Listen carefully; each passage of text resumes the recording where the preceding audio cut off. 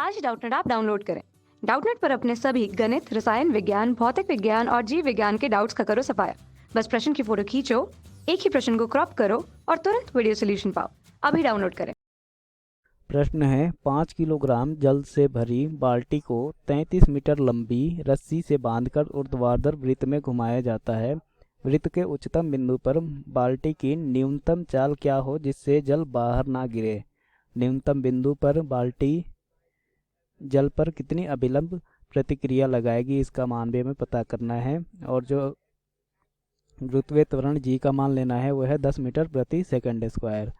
तो यहाँ पर स्थिति कुछ ऐसी है कि एक बाल्टी है जो कि ऐसे किसी एक वृत्तीय गति कर रही है और इसका जो केंद्र है वो है यहाँ पर, और ये बाल्टी जो है एक रस्सी से ऐसे बंधी हुई है और एक वृत्तीय गति ऐसे कर रही है। तो यहाँ पर हमें दे रखा है जो द्रव्यमान है जल का, द्रव्यमान m का मान दे रखा है कितना 5 किलोग्राम, और जो रस्सी की लंबाई है वो किसके बराबर हो जाएगी, वो वृत्त के त्रिज्या के बराबर हो जाएगी। तो यहाँ से जो लंबाई है उसको अगर L लिखें तो L का मान दे रखा है कितना 33 मीटर। 33 मीटर हमें वृत्त की त्रिज्या या रस्सी की लंबाई का मान दे रखा है। अब रस्सी से बाल्टी को बांधकर ऊर्ध्वाधर वृत्त में घुमाया जा रहा है।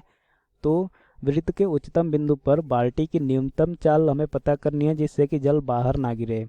तो मान लिया है इसके उच्चतम बिंदु पर जो न्यूनतम चाल है वो है v मीटर प्रति सेकेंड। तो यहाँ से हमें v का वो मान पता करना है जिस पर जो जल है वो बाल्टी से बाहर ना गिरे। तो हम जानते हैं कि वृत्तीय गति पर अगर रैखिक वेग v हो तो इसके कारण एक अपकेंद्रीय बल लगता है जो वृत्त के केंद्र के दूसरी तरफ होगा, और इसका जो मान होगा हो जाएगा mv²/r।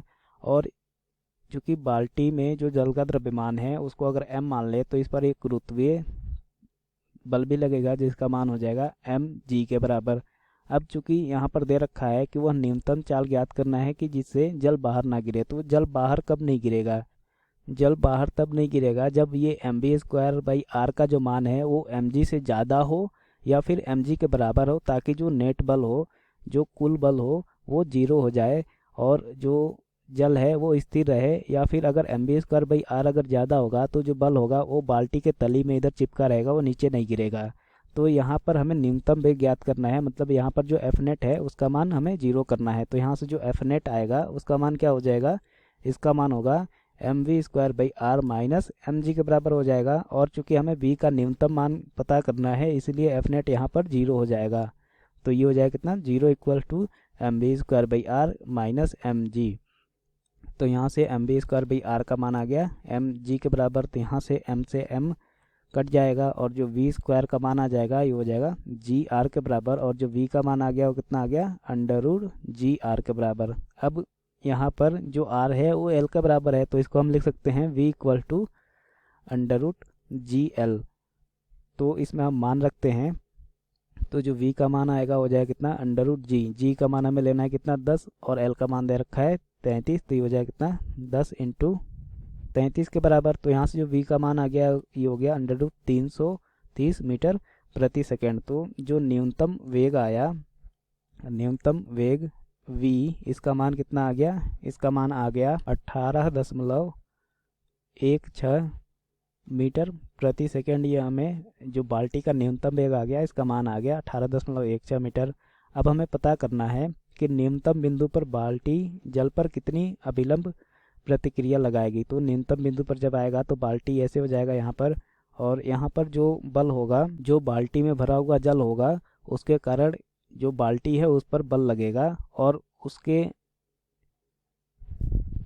विपरीत दिशा में जो बाल्टी है वो जल पर ऐसे प्रतिक्रिया बल लगाएगी। तो इधर की तरफ लगने वाले यहाँ पर जो बल है वो दो है, एक तो हो गया क्या, एक हो गया mv²/r और दूसरा हो गया इसका जो गुरुत्वीय बल है mg। तो यहाँ से जो अगर हम मान लें कि जो बाल्टी ने जल पर अभिलंब प्रतिक्रिया बल अगर F लगाया, ये दूसरा पार्ट है इसका, तो यहाँ से F का जो मान होगा वो कितना हो जाएगा, ये हो जाएगा mg + mv²/r। और यहाँ न्यूनतम बिंदु पर जो v का मान होता है वो होता है √5gr। ये न्यूनतम इसका वेग होता है ताकि जो बाल्टी है वो पूरा वृत्त का चक्कर पूरा कर ले। तो यहाँ से जो एफ का मान आएगा हो जाएगा कितना एम जी प्लस ये हो गया एम इंटू √5 GR का स्क्वायर बटे आर। तो यहाँ से जो हमें एफ का मान मिलेगा वो कितना हो जाएगा, ये हो जाएगा एम जी प्लस एम बटे आर इंटू 5GR। तो यहाँ से GR से GR कैंसिल हो गया और एफ का मान आएगा कितना एम जी प्लस 5mg, मतलब ये हो गया कितना 6mg के बराबर। तो इसका मान निकालते हैं तो एफ का जो मान आएगा, जो बाल्टी द्वारा जल पे जो प्रतिक्रिया बल लगाया जाता है उसका मान आ गया कितना 6 इंटू एम का मान दे रखा है हमें 5 किलोग्राम, तो हो जाएगा 5 इंटू जी का मान लेना है 10। तो यहाँ से जो हमें एफ का मान मिला वो कितना मिला, ये आ गया 300 न्यूटन के बराबर।